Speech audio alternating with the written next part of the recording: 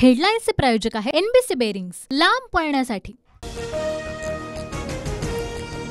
विशाल अग्रवालच्या नातेवाईकांनी पत्रकारांवर हात उचलला। आरोपीच्या चौकशीला आले म्हणून नातलगांची पत्रकारांवर आरेरावी।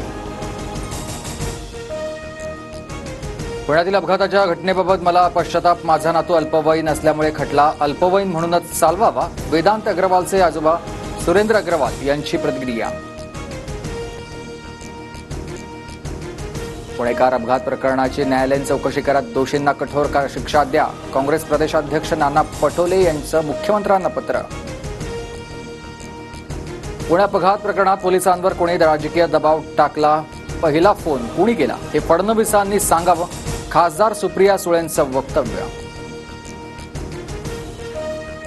पुण्यात अनेक घटना घडल्या असताना पुण्याचे पालकमंत्री कुठे आहेत, सुप्रिया सुळेंचा सवाल।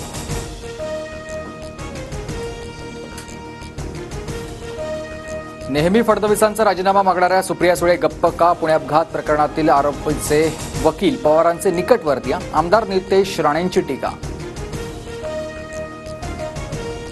नितेश राणे नेमक्या कोणत्या पवारांबद्दल बोलले ते त्यांनीच सांगावं। सुप्रिया सुळेंचा नितेश राणेंवर पलटवार।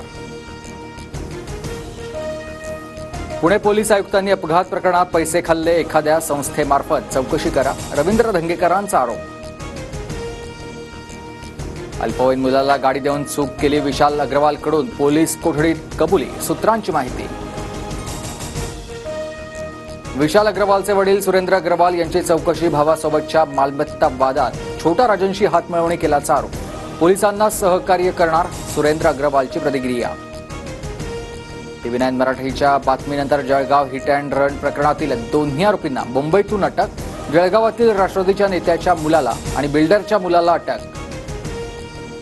अहमदनगरच्या प्रवरा नदीत एसडीआरएफची बोट उलटून बोट दुर्घटना होतानाचा व्हिडिओ समोर।